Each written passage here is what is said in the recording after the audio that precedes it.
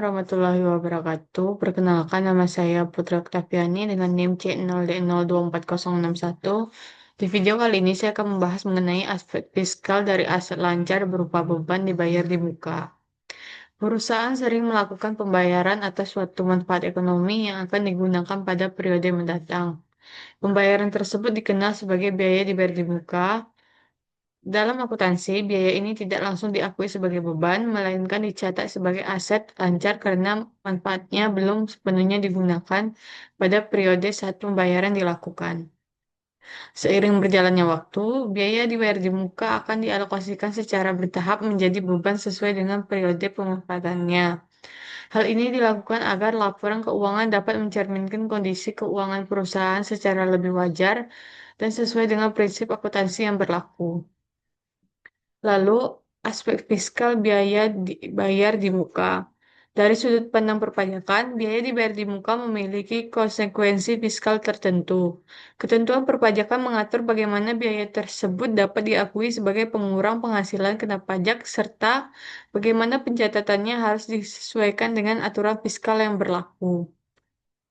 Lalu hubungannya dengan transaksi sewa, transaksi biaya dibayarkan di muka seiring berkaitan dengan kegiatan penyewaan aset. Dalam sistem perpajakan Indonesia, penghasilan dari kegiatan sewa memiliki perlakuan pajak yang berbeda, tergantung pada jenis aset yang disewakan. Selanjutnya, konsep biaya dibayar di muka.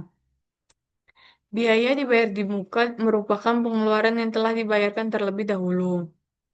Namun, manfaat ekonominya akan diperoleh pada periode yang akan datang. Oleh karena itu, biaya tersebut tidak langsung diakui sebagai beban, tetapi dicatat terlebih dahulu sebagai aset dalam laporan keuangan. Selanjutnya, karakteristik biaya dibayar di muka. Beberapa contoh biaya dibayar di muka antara lain ada tiga. Yang pertama, sewa gedung yang dibayar untuk beberapa bulan atau tahun. Yang kedua itu premi asuransi. Yang ketiga itu biaya langganan atau kontrak jasa tertentu, di mana biaya tersebut akan dialokasikan menjadi beban sesuai dengan masa manfaatnya. Selanjutnya, pencatatan akuntansi dibayar di muka. Dalam pencatatan akuntansi dibayar di muka, dicatat sebagai aset terlebih dahulu.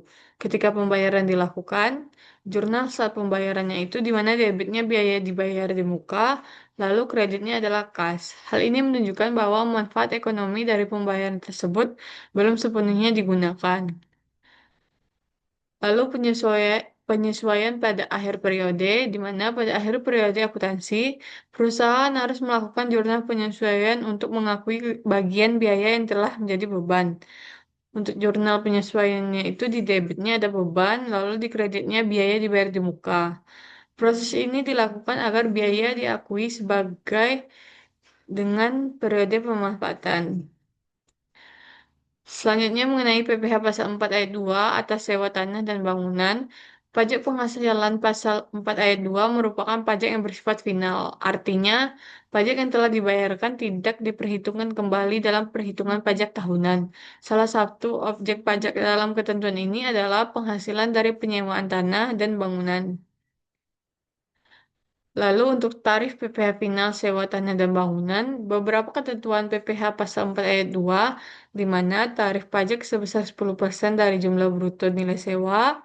Yang kedua itu pajak bersifat final, dan yang terakhir, dasar pengenaan pajak adalah jumlah bruto pembayaran sewa. Pajak biasanya dipotong oleh pihak penyewa yang berstatus badan usaha atau investasi tertentu. Lalu ada PPh pasal 23 atas penyewaan aset, di mana PPh pasal 23 dikenakan atas penghasilan yang berasal dari modal, penyerahan jasa, dan penggunaan harta selain tanah dan bangunan. Contohnya itu adalah penyewaan kendaraan bermotor, mesin, atau peralatan kantor. Lalu untuk tarif dan mekanisme PPh pasal 23, di mana ketentuan PPh pasal 23 pada transaksi sewa dengan tarif sebesar 2% dari jumlah bruto nilai sewa, lalu dipotong oleh pihak yang melakukan pembayaran, dan jika penerimaan penghasilan tidak memiliki NPWP, tarif menjadi 2 kali lipat. Pajak yang dipotong harus disetorkan ke kas negara dan dilaporkan dalam SPT masa PPh pasal 23. Lalu, pentingnya pemahaman perpajakan. Pemahaman mengenai perbedaan perlakuan pajak antara antara PPh pasal 24, PPh pasal 4 ayat 2 untuk sewa tanah dan bangunan, dan PPh pasal 23 untuk sewa harta lainnya sangat penting agar perusahaan tidak melakukan kesalahan dalam perhitungan maupun pelaporan pajak. Baiklah, kesimpulan dari materi ini adalah biaya dibayar di muka merupakan pengeluaran yang manfaat ekonominya diperoleh pada periode mendatang, sehingga dicatat sebagai aset lancar terlebih dahulu sebelum diakui sebagai beban. Dalam aspek perpajakan, transaksi yang berkaitan dengan biaya dibayar di muka sering berkaitan dengan kegiatan sewa yang dikenakan PPh pasal 4 ayat 2 atau PPh pasal 23. Pemahaman yang tepat mengenai perlakuan akuntansi dan perpajakan akan membantu perusahaan menyusun laporan keuangan yang benar serta memenuhi kewajiban perpajakan sesuai peraturan yang berlaku.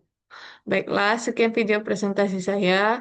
Mohon maaf apabila ada kesalahan. Saya akhiri wabillahi taufiq wa hidayah. Wassalamualaikum warahmatullahi wabarakatuh.